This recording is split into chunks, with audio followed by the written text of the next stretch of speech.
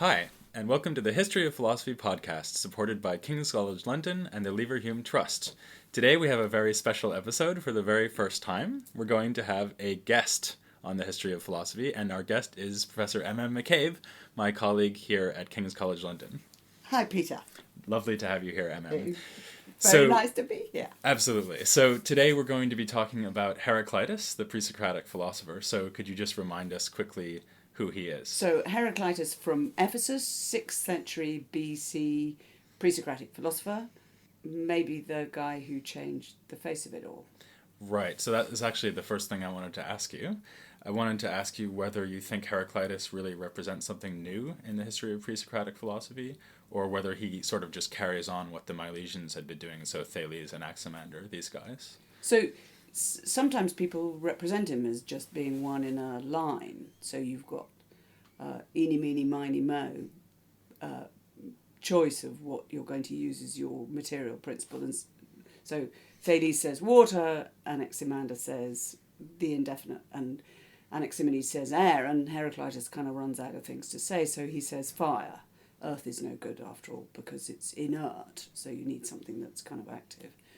And a lot of the time that's how it's represented, but it seems to me that that's a mistake to see Heraclitus as only doing. Maybe he's partly doing that, but what he's doing is something much more radical, which is to make us think about how we think about these questions. So you might understand the Milesians as just thinking about what the principles are. But what Heraclitus is trying to get us to do is to think about how we should do the thinking itself. So maybe that relates to something else I wanted to ask you, which is the way that he seems to do philosophy. So most of the evidence that we have about Heraclitus' philosophy is in the form of what in the last podcast I was calling one-liners, so these aphorisms. And I guess someone might read these aphorisms and thinks, well, that can't be philosophy because it's just one sentence at a time. How could that be philosophy? Right. Okay, so supposing you think about the aphorism, the road up and down is one and the same. So you might think, oh, well, what this is supposed to be is a metaphor for some general theory that he's supposed to be enunciating. So it kind of encapsulates whatever it is he's trying to say. You might think that, and a lot of people do indeed think that that's what he's doing, in which case you might see him as being entirely continuous with his predecessors, just says a lot more things. So the aphorisms then would just be aphorisms. But it seems to me that underestimates the paradoxical element of the aphorisms and the very complex way in which Heraclitus actually writes. So it seems to me that there's a great deal more to be said about it than that. I think it's much more argumentative. So you might think that when he says the road up and the road down are one and the same, it's just supposed to be a doctrine, and the doctrine would be something like everything is one, or something like that. Right, you might think that, and I think a lot of people do think that. But supposing you imagine not just somebody announcing that as a philosophical principle, but supposing he thinks quite hard when he says whatever it is he says about his audience. So you can see that all the time, that the very careful way in which it's written makes it clear that he's thinking about how people read it. When you think about what his predecessors said, you can see that it actually wouldn't matter how they put it. If somebody's going to say, everything's made of water, for example, you can say that in all sorts of different ways and it means pretty much the same thing. When somebody says, this logos being one and the same, everybody behaves as if they don't understand it, it looks as though what he's trying to do is to make us think about the actual words in which he says what he says.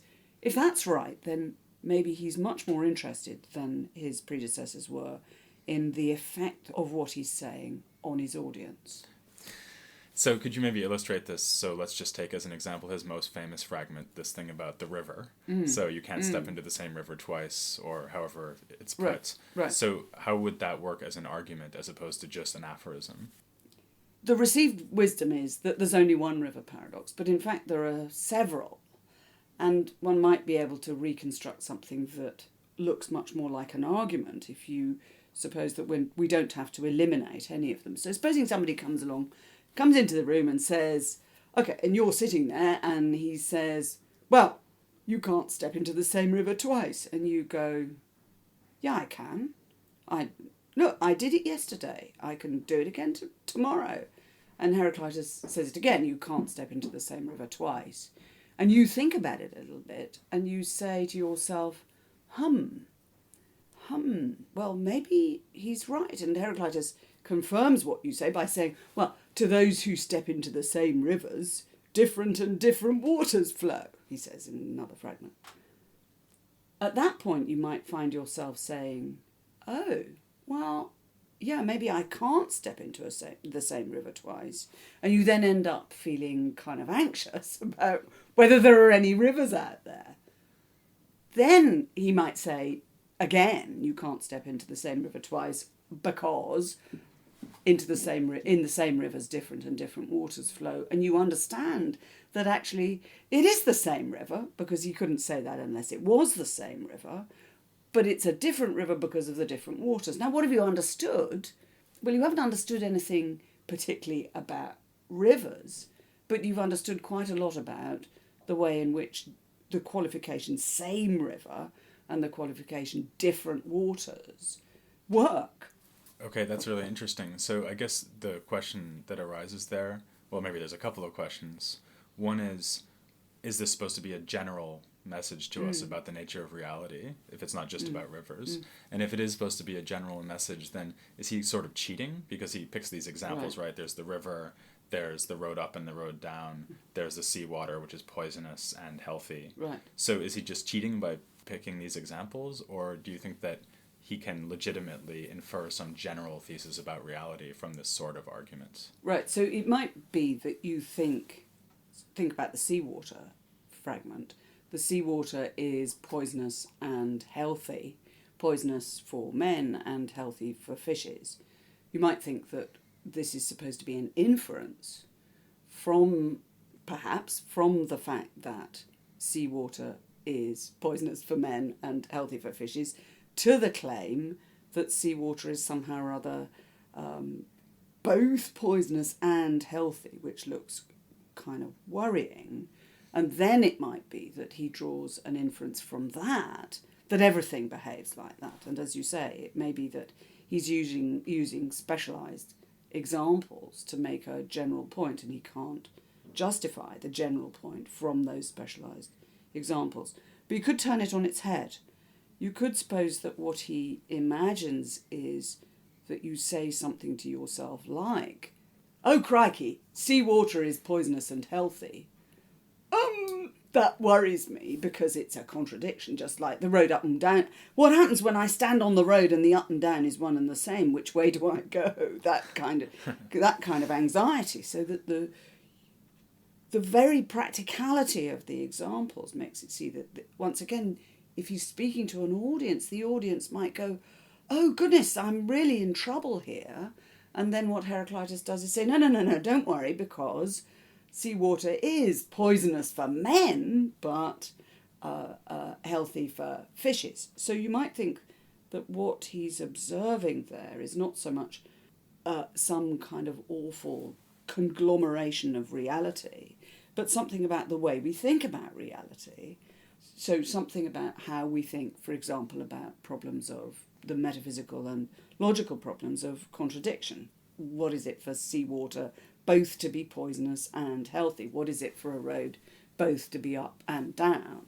So that's I think interesting, because that would give him something in common with Parmenides, who also says that Parmenides will be the subject of next week's podcast, and Parmenides also says that most people's way of thinking about the world is beset by contradictions, and his philosophy will come along and resolve it. And so if you're right, actually Heraclitus and Parmenides, who are usually contrasted to each other, turn out to be doing something rather similar. But I think that's right, and I think that if that's right, you might think that Parmenides is actually referring to Heraclitus at one or two occasions, that he's asking us to think about what Heraclitus seems to have said. Supposing you think about it in those terms, you might then say, well, what Heraclitus is trying to make us see is that we don't need to worry about contradictions, because you can always unravel them. You can always say, poisonous for men and healthy for fishes up from this end and down from the other end. But he was often understood to be doing the reverse, and it may be that was upsetting Parmenides. So some of the tradition, Aristotle in particular, and maybe Plato too, has Heraclitus asserting that contradictions turn up without qualification. So think about the sea water again. I suggested that he might work on his audience by putting seawater is poisonous and healthy. Audience goes, oh crikey, can't bear it, help, help. And then Heraclitus helps them by saying poisonous for men, healthy for fishes. Might work the other way round. Supposing somebody comes along and says, oh, funny thing about seawater, it's poisonous for men and healthy for fishes. And Heraclitus might then draw the inference, as sometimes he was thought to do, that seawater is contradictory, and so that the law of non-contradiction, as Aristotle suggested, might be somehow or other, in its qualified form, being denied by Heraclitus. Right. So I guess the question then, if we're thinking about the way Plato and Aristotle talk about Heraclitus, and especially Plato, is that whether you go from the contradiction to the resolution of the contradiction or the other way around, it still doesn't sound like he's obsessed with change. So one thing I'm wondering is why in Plato do we get this idea that Heraclitus is all about what's sometimes called flux, so this kind of radical change where nothing is ever the same from moment to moment. Because what you're talking about sounds more like contradictory principles that are true of the same thing at the same time. Right. There's an extra question there in the interpretation of Plato, because some interpretations of what Plato says has Plato saying that Heraclitus was interested in contradiction, not change, and that change is just an aspect of contradiction rather than the other way around. That's a possibility. A different possibility is that, of course, Heraclitus leaves these things open. So if I'm right about the way that he uses paradox by getting his audience to respond to what he's said. But if he's going to do that, then he does it by leaving them open, to go back to what you said about aphorisms, by saying, well, you can't step into the same river twice, ... and then all the work is being done by the audience. If that's right, then he can hardly complain if the audience interprets him in lots of different ways.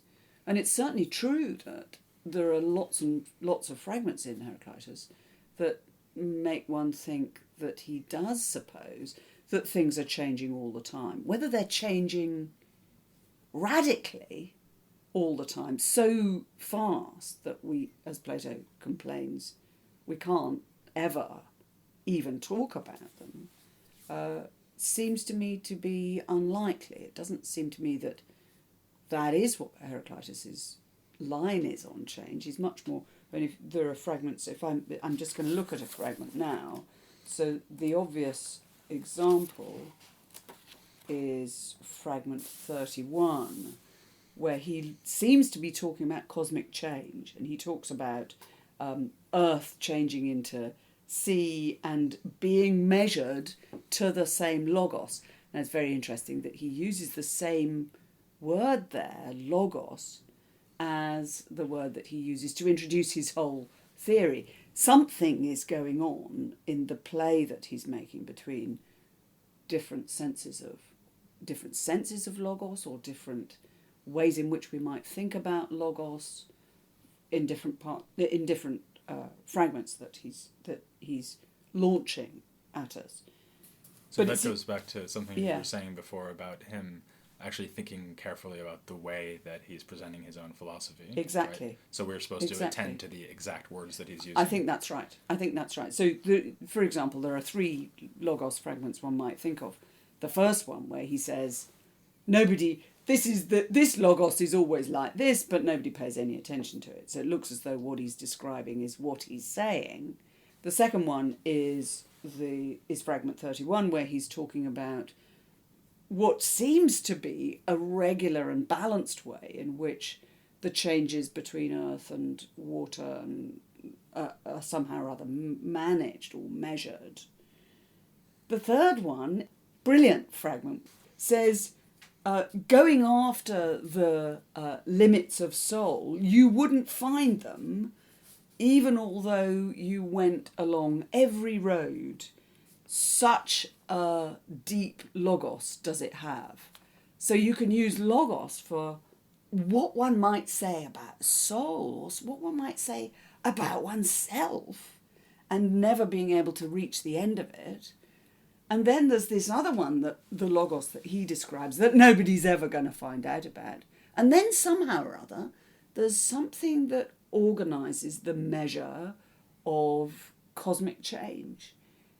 Now, between those, it can't be an accident. First, that he's asking us to think about how he writes. Second, that he's using the same word in all of those contexts to make us think about whether what we're looking at here is something inexhaustible, as it would be in the case of soul, or something that's somehow or other properly balanced and measured and well organised. It's not terribly clear which of those we're supposed to think, or maybe we're supposed to think both. Maybe we're supposed to end up by saying, well, on the one hand and on the other, and the burden is put on the reader or the audience. That's what that. So to go back to your question about what makes this philosophy, for my money, that's what makes it philosophy. That it's got this dialectical quality that means that you can't read Heraclitus without engaging with him. Or if you don't engage with him, then there's no point in reading it, as it were. So what makes it philosophy is not just that it's arguments, but that it's arguments with somebody, namely Yes. the person reading it. Exactly. That's nice. Exactly. I like that. And I think that that's where construing him as a cosmologist comes into difficulties, because that represents him as being somehow or other an objective set of views, and that's not quite how it works, it seems to me. So before we conclude, I wanted to ask you about one other thing, because you're the only person I know personally who has changed the text of a Heraclitean fragment. So could you tell us about the fragment and the text that you changed? I'm going to tell you about Fragment 125. Fragment 125, the received version of Fragment 125, it's about a disgusting Greek drink. The disgusting Greek drink is called a posset, which sounds kind of good thing, but it's actually rather nasty. It's oil and wine and sometimes cheese and bits of old grain. Yum. And the point about it is it's a bit like salad dressing. So you have to shake it in order to make it stick together, right? So the fragment goes like, the received version of the fragment goes like this, and the posset separates if it's not stirred. So people, I think, have been excessively taken over by images of James Bond when they think about this. So the idea is that it's the sort of object that you have to keep shaking it, otherwise it falls to pieces. The Greek of the fragment goes like this: kai hokukeon diistatai me kinumenos. Right, so that's how it looks. Now I think that's not nearly as interesting as it could be, because the two central verbs are a verb about standing still and its opposite, a verb about moving. And the way that the received opinion has it, the standing still bit has been changed into something that's translated as separates by the addition of a prefix to the verb. Then in order to fix that, you have to put a negative in front of the moving bit, so you get the posset separates if it's not moving.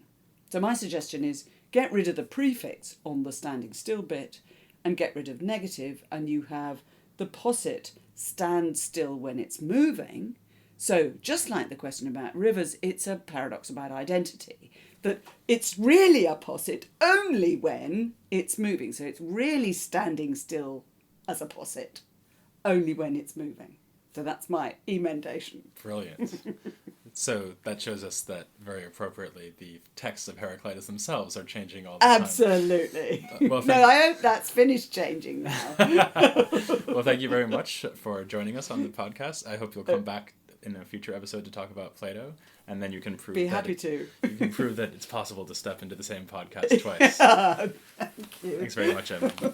And next week I will be returning to the usual format and talking about Parmenides. Talk to you then.